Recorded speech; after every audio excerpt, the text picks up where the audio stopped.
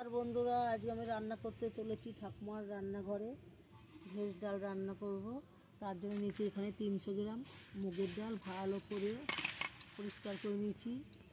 ফুলকপি, বিন কুচিয়ে নিয়েছি, গাজর কুচিয়ে নিয়েছি, আর কটা মটরশুঁটি। তো আমার এদিকে উনুনটা ধরে গেছে, আমি উনুনে কড়াটা বসিয়ে দিচ্ছি। গরম হয়ে গেছে, ডালটা আমি ঢেলে দিচ্ছি। ডালটা আমি নেড়ে ছেড়ে ভালো করে একটু ভেজে নেব। ডাল ভালো ভাজা হয়ে গেছে, আর একটু আমি ঘি দিই।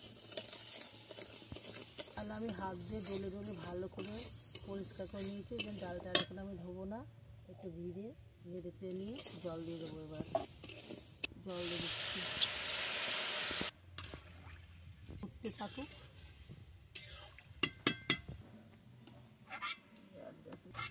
কাঁচা লঙ্কা দিয়ে দিচ্ছি। ডাল প্রায় সিদ্ধ হয়ে এসছে, ডালটা এবার একটু সিদ্ধ হয়ে গেছে। ডালটা আমি নামিয়ে নিচ্ছি। কড়াইটা আমি ধুয়ে বসিয়ে দিলাম। গরম হয়ে গেছে, একটু আমি সাদা তেল কড়াইতে দিয়ে দিচ্ছি। হয়ে গেছে, আমি ফুলকপিগুলো তেলের মধ্যে ভেজে নিচ্ছি। শীতকাল নানান রকম সবজি খাওয়ার মজা, যেভাবে আপনি রান্না করবেন সেভাবেই খেতে ভালো লাগবে। তো আমি সবজিগুলো সব ভেজে নিচ্ছি। কপিগুলো ভালো করে ভাজা হয়ে গেছে, কপিগুলো তুলে নেব। বিন আর গাজরগুলো আমি একসাথে ভেজে নিচ্ছি। বিন আর গাজর একটু ভাজা হয়ে গেছে, এবার আমি মটরগুলো দিয়ে দিচ্ছি।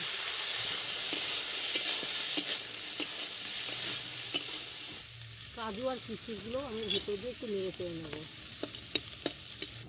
ভাজা কপিগুলো দিয়ে দিচ্ছি। 1 চামচি চিনি আছে, 1 চামচি 1.5 চামচি মানে নুন আছে স্বাদ মতন, যতটা পরিমাণ ডাল সেই পরিমাণে নুন আছে। আর 1/2 চামচি মতন কাশ্মীর লঙ্কা, আর 1 চামচি হলুদের গুঁড়ো, সব কষিয়ে নেব। একটু নেড়ে চেড়ে নেব।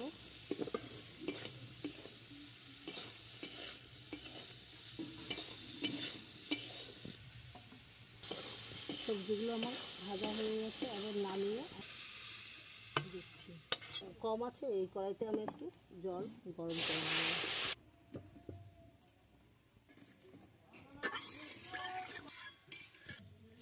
সিদ্ধ জলটা আমি ডালে মারলাম।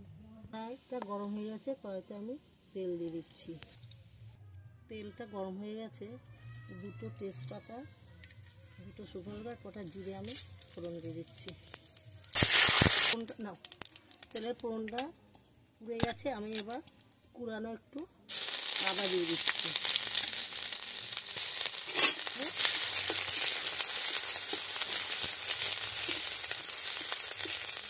আদাটা লাল লাল করে ভাজা হয়ে গেছে, এবার আমি ডালটা ঢেলে দিচ্ছি।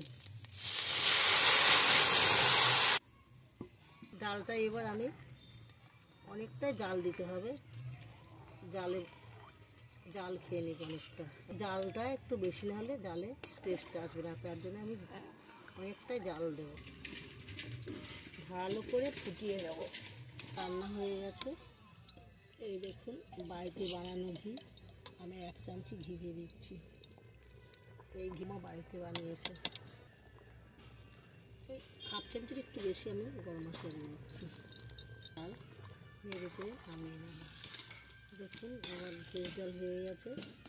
আপনারা বাড়িতে এইভাবে রান্না করবেন, খুবই ভালো লাগবে। আমার এই ভেজ ডাল রান্না দেখে আপনাদের যদি ভালো লাগে, তাহলে আপনারা একটা সাবস্ক্রাইবার এবং একটা লাইক করবেন। আর আপনারা আমার সবাই এইভাবে ডালটা নামিয়ে নেব।